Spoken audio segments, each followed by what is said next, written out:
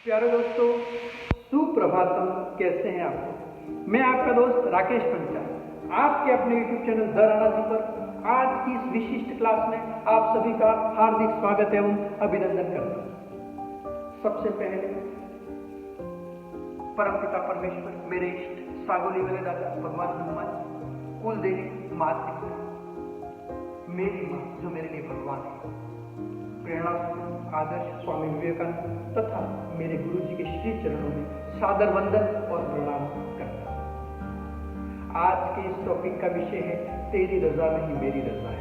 और ये जो रजा मुझे प्रदान की है वो इन्हीं सब ने प्रदान की है। इन सब की कृपा, विश्वास और आशीर्वाद से आज मैं प्रतियोगी परीक्षा की तैयारी करने वाले प्रतियोगियों के लिए कुछ बोलने का सामर्थ्य जुटा पा रहा हूँ। दोस्तों, इसीलिए मैं आप लोगों को एक बात कह देता हूँ जो आप भी अपने जहन में ताज़ा रखिएगा, और वो बात यह है कि ईश्वर और हमारा दोनों का संबंध किस प्रकार का है।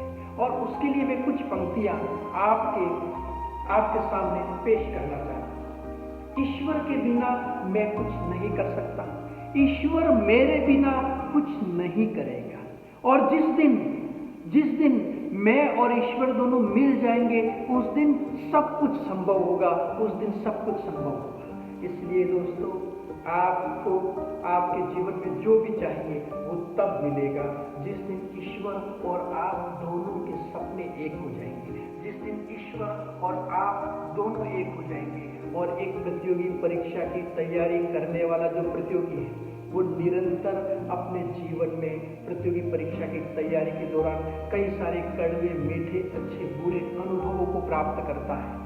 प्रतियोगी परीक्षा की तैयारी के लिए महत्वपूर्ण वर्ष मैंने अपने जीवन के दिए हैं। अपितु मैंने प्रतियोगी परीक्षा की तैयारी करने वाले युवाओं को करीब से देखा है, उनकी मनस्थिति को मैं जानता हूँ। और इसीलिए दोस्तों, एक प्रतियोगी परीक्षा की तैयारी करने वाले युवा की उस स्थिति को मैं समझता हूँ जब उसने कितना बड़ा सेक्रीफाइस किया हुआ है, उसने कितना बड़ा त्याग किया हुआ है। वो त्याग करता है अपने सपने के लिए। जो सपना उसने देखा है उस सपने को हकीकत में बदलने के लिए वो जब अपना संपूर्ण न्योछावर करके और फिर जब उस राह पर आगे बढ़ जाता है तो वो त्याग करता है अपनी खुशियों का, वो त्याग करता है अपनी इच्छाओं का, वो त्याग करता है अपने सामाजिक और पारिवारिक संबंधों का, वो त्याग करता है अपनी खुशियों का, वो त्याग करता है अपनी नींद का।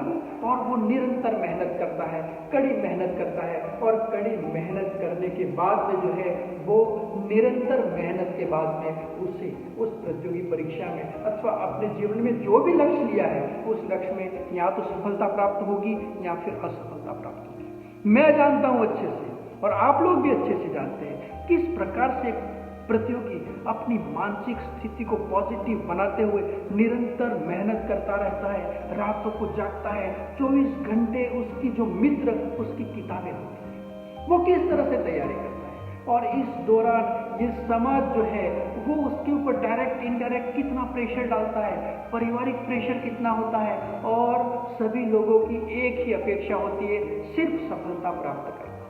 सब यही चाहते हैं कि इसको सफलता प्राप्त हो जाए, और वो खुद भी यही चाहता है कि उसे सफलता प्राप्त हो जाए। अगर उसे सफलता प्राप्त हो जाती है तो ये समाज उसे अपनी आंखों का तारा बना देता है, ये समाज उसे बहुत ही ज़्यादा महत्वपूर्ण बना देता है। लेकिन अगर उसे असफलता प्राप्त हुई तो यही समाज उसे कितना उपेक्षित कर देता है। और इस उपेक्षित समाज में सबकी उपेक्षा पा करके वो जो प्रतियोगी है वो अपने आप को हीन महसूस करता है। उस बात को बखूबी न सिर्फ आप जानते हैं अपितु मैं भी जानता हूँ। ये बात हम सब लोग जानते हैं, लेकिन फिर भी वह निरंतर मेहनत करता रहता है। तभी स्वामी विवेकानंद ने कहा है, उठो, जागो और तब तक रुको मत जब तक आपका लक्ष्य प्राप्त न हो जाए। निरंतर मेहनत करते रहो। दोस्तों, हमेशा ध्यान रखना, स्वामी विवेकानंद का एक दूसरा कोटेशन जो बहुत ही ज्यादा महत्वपूर्ण है, और वो ये है कि अतीत को दफना दो, जो हुआ उसे भूल जाओ, उससे सीखो। अतीत को दफना दो, अनंत भविष्य तुम्हारे सामने है। और याद रखो, प्रत्येक शब्द, विचार और कर्म तुम्हारे भाग्य का निर्माण करते हैं। तो आपके भाग्य का निर्माता आपके द्वारा बोला गया प्रत्येक शब्द है, आपके मन में आए हुए आपके विचार हैं तथा आपके कर्म हैं, जो कर्म करके, जो मेहनत करके आप अपने भाग्य का निर्माण करते हो। इसीलिए हमारे पूर्व राष्ट्रपति और missile man doctor Abdul Kalam ये कहते थे कि आप सपना देखो, लेकिन वो सपना खुली आंखों से देखो और उस सपने को पूरा करने के लिए अपने आप को न्योछावर करो। दोस्तों, मैं आप लोगों को यह बता देना चाहता हूं कि इन सपनों को हकीकत में बदलने के दौरान एक प्रतियोगी कई सारे कड़वे मीठे अनुभवों से जो है वो अपने आप को रूबरू करवाता है। उसे कई सारे अच्छे और बुरे अनुभव होते हैं, उसे कई लोगों की उपेक्षा प्राप्त होती है और कई लोगों की अपेक्षा प्राप्त होती है। इस उपेक्षा और अपेक्षा के खेल में कई बार वो बेबस हो जाता है, कई बार वो लाचार हो जाता है, कई बार वो अपना संतुलन खो देता है। दोस्तों, लेकिन एक बात याद रखना, ये सारी परिस्थितियां उससे हिम्मत देती है, ये सारी परिस्थितियां उससे आगे बढ़ने के लिए प्रेरित करती रहती है और वो सीखता है, वो निरंतर सीखता है। क्योंकि जब असफलता प्राप्त होती है, जब जीवन में उसे कठिनाई आती है, तो वो कठिनाइयां उस प्रतियोगी को परमपिता के निकट ले जाती है, उससे ईश्वर पर भरोसा बढ़ता है। उसके अतिरिक्त उसको इस बात का बोध भी होता है कि अपना कौन है और पराया कौन है, इस कठिन परिस्थिति में भी उसके साथ में कौन बना हुआ है। इसके साथ साथ वो ये भी सीखता है दोस्तों कि अगर वो सफल हो गया तो सफलता प्राप्त करने के बाद में उसकी निगाहें आसमान पे जरूर रहेंगी, लेकिन उसके पांव जमीन पर रहेंगे। और ये आप लोग भी याद रखना दोस्तों, सफलता प्राप्त करने के बाद में निश्चित रूप से हमारी निगाहें आसमान पे होनी चाहिए, लेकिन हमारे पांव जमीन पर होने चाहिए, ताकि ऐसे लोग जब हम असफल थे, जब हमारे जीवन में कठिनाइयां थी, तब जिन्होंने हमें सहारा दिया, जो हमारे साथ में थे, तथा आसपास के लोग जो ये अपेक्षा कर रहे थे कि ये सफल होने के बाद में अपने आसपास के परिवेश को बेहतर बनाएगा, उनके लिए हम कुछ कर सके, उनके लिए हम जो है वो अपने जीवन को न्योछावर कर सकें। दोस्तों, मैं आपको एक बात बता देना चाहता हूँ, जब हमारे जीवन का ये सफर चलता है तो इस सफर के दौरान हम बहुत कुछ सीखते हैं, और सबसे बड़ी बात जो हम सीखते हैं वो ये सीखते हैं शुक्रिया अदा करना। अब शुक्रिया अदा करना, तो किसका शुक्रिया अदा करें? हम शुक्रिया अदा करें प्रत्येक उस दिन का जिस दिन ने हमें बहुत कुछ सिखाया। हम शुक्रिया अदा करें उस परमपिता परमेश्वर का जिसने हमें आज जीने के लिए एक और दिन प्रदान किया। हम शुक्रिया अदा करें हमारे गुरुजनों का जिन्होंने हमें ज्ञान दिया। हम शुक्रिया अदा करें हमारे माता पिता का जिन्होंने हमें स्नेह दिया, हमें आगे बढ़ने की प्रेरणा दी, तथा हम शुक्रिया अदा करें हमारे दोस्तों का जिन्होंने हमें हिम्मत दी। हम शुक्रिया अदा करें हमारी असफलता का जिसने हमें तजुर्बा दिया, जिसने हमें अनुभव दिया। तो दोस्तों, हम सबका शुक्रिया अदा करें और फिर अपने जीवन में आगे बढ़ते हैं। जीवन के इस सफर में जब निरंतर आगे बढ़ते हैं तो इस दौरान कई प्रकार से ईश्वर का और परमपिता परमेश्वर को हम लोग बहुत ही ज़्यादा निकटतम महसूस करते हैं। तभी तो किसी ने कहा है कि शिफा तो दस्ते कुदरत में है, फकत कोशिश है मेरी, इसीलिए मैं दवा लेने से पहले दुआ मांग लेता हूं। शिफा तो दस्ते कुदरत में है, फकत कोशिश है मेरी, इसीलिए मैं दवा लेने से पहले दुआ मांग लेता हूँ। तो दोस्तों, अब हम जब आगे बढ़ते हैं तो इस प्रतियोगी परीक्षा की तैयारी के दौरान दूसरा जो महत्वपूर्ण चीज़ है वो है धन्यवाद ज्ञापित करना, आभार ज्ञापित करना।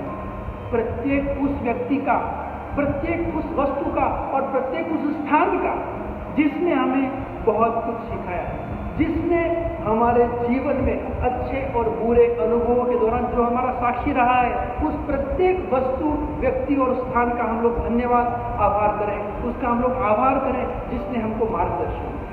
तो दोस्तों, मार्गदर्शन देने के लिए हमको एक ऐसा व्यक्ति चाहिए जो हमारी बुराइयों का, जो हमारी कमियों को हमें बता सके, एक दर्पण की तरह जो काम कर सके, जिसके अंतर्गत जो हमारे अंदर है वो हमको बाहर ही दिखे। और उस दर्पण का काम करता है एक गुरु। गुरु के बिना कुछ भी संभव नहीं।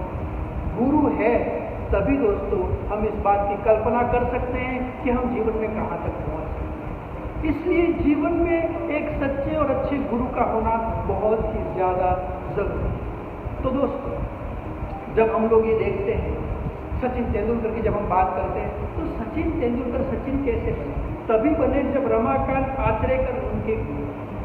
स्वामी विवेकानंद कैसे बने? जब परमहंस थे। चंद्रगुप्त मौर्य एक बहुत ही बड़ा सम्राट कैसे बना? जब चाणक्य थे। तो दोस्तों, गुरु के बिना आप स्वयं की कल्पना तक भी नहीं कर सकते। गुरु के बिना आप कुछ भी नहीं हो।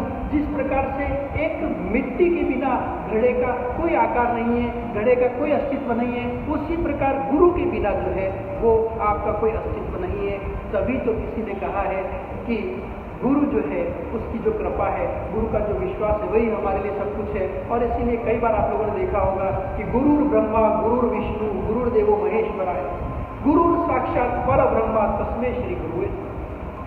तो गुरु जो है वो हमारे जीवन को गढ़ता है, वो हमें आगे बढ़ने के लिए प्रेरित करता है। तो दोस्तों, उसके अलावा हमको धन्यवाद देना चाहिए प्रत्येक उस पुस्तक का जिसने हमें बहुत कुछ सिखाया, जिसने हमें ज्ञान दिया। क्योंकि प्रतियोगी परीक्षा की तैयारी के दौरान हमारी सबसे अच्छी मित्र हमारी पुस्तकें। तो दोस्तों, इस प्रकार से विभिन्न प्रकार के पड़ावों से होते हुए एक व्यक्ति जो है वो अपने शिखर तक पहुंचता है।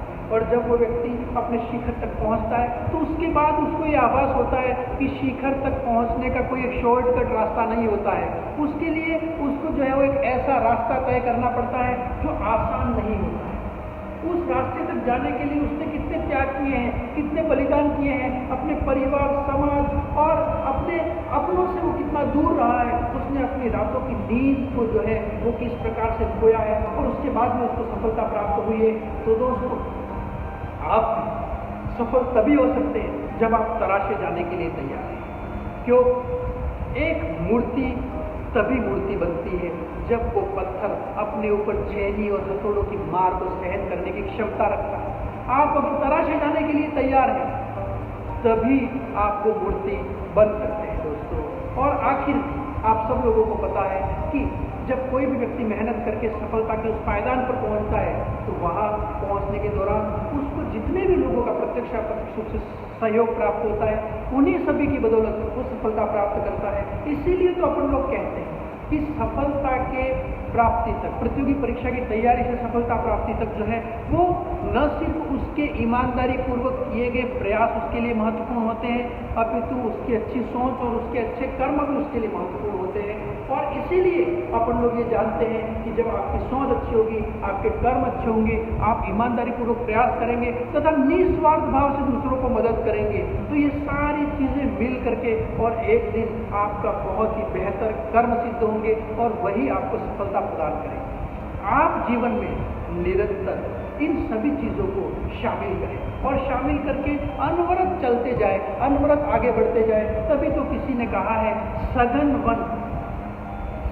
वन घनेरी छाया, सघन वन घनेरी छाया मुख निमंत्रण छलना है, सघन वन घनेरी छाया मुख निमंत्रण छलना है। अरे अभी विश्राम कहा, अरे अभी विश्राम कहा, बहुत दूर चलना है, बहुत दूर चलना है। इन्हीं विश्वास के साथ आप सभी का बहुत बहुत धन्यवाद, आभार, शुक्रिया तथा एक बार फिर से तेरी रजा नहीं मेरी रजा है।